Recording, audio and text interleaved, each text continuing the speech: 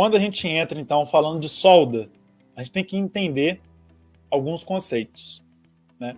E o tipo de solda. Solda de topo são algumas nomenclaturas que a gente precisa entender tanto para fazer um relatório de um projeto quanto para especificar a simbologia de solda. Você tem que entender o que é uma solda de topo, o que é uma solda de fillet.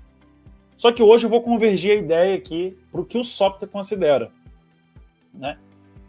E a gente tem para chapas e tubos, por exemplo. Então aqui, ó, solda de topo, eu tenho essas considerações, né? Tanto para chapa quanto para tubo, tá?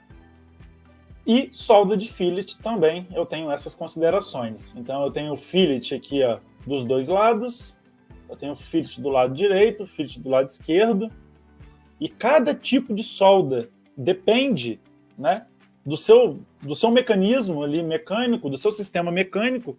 Por que que depende? Porque vamos supor que tem uma peça apoiada aqui e você não consegue fazer a solda ali. Ou o sistema não exige uma solda ali, então você faz a solda só desse lado. E às vezes você nem faz a solda por completo. Às vezes você faz segmentada a solda, né? Você faz só os pedaços, depende se a estrutura for muito extensa. Ok? Então, assim, a norma estabelece isso. Você não vai tirar por acaso. Eu vou fazer a segmentação a cada 20 milímetros. Não é você que determina isso, é a norma que determina.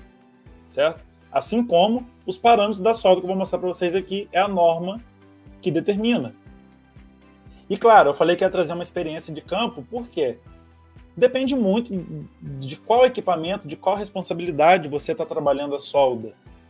Eu trabalhei na empresa de fertilizante reparando correia transportadora, elevador de caneca, chute, tampa de misturador.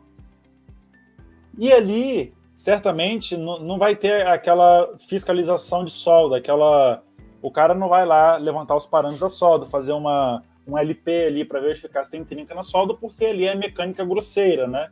É muita sujeira, então você usa o eletrodo, por exemplo, 7018, são algumas nomenclaturas, tem o eletrodo 7018 que é mais para tração, ele é mais resistente à tração, mas isso depende muito. Só que o que eu vou mostrar para vocês hoje, a norma, ela estabelece, né, critérios para soldas, né, que devem ser consideradas, por exemplo, um inspetor de solda.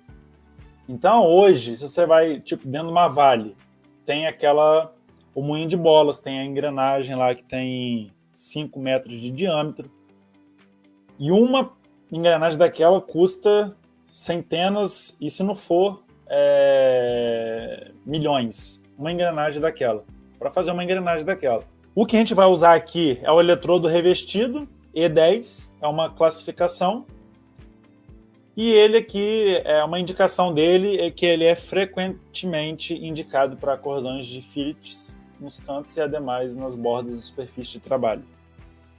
Tá?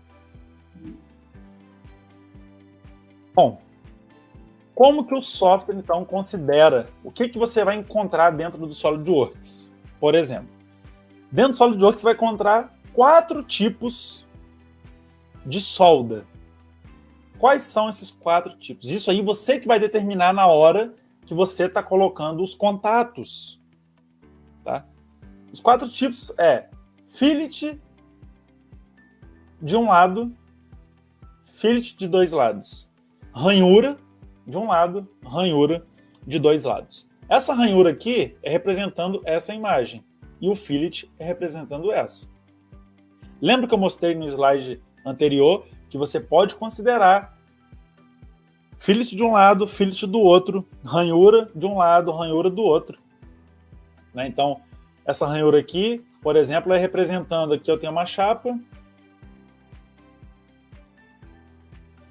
e aqui eu vou realizar a solda. Então, a consideração de ranhura seria para esse caso. E o fillet é exatamente esse caso aqui, por exemplo, você tem uma chapa com um tubo unido ali, igual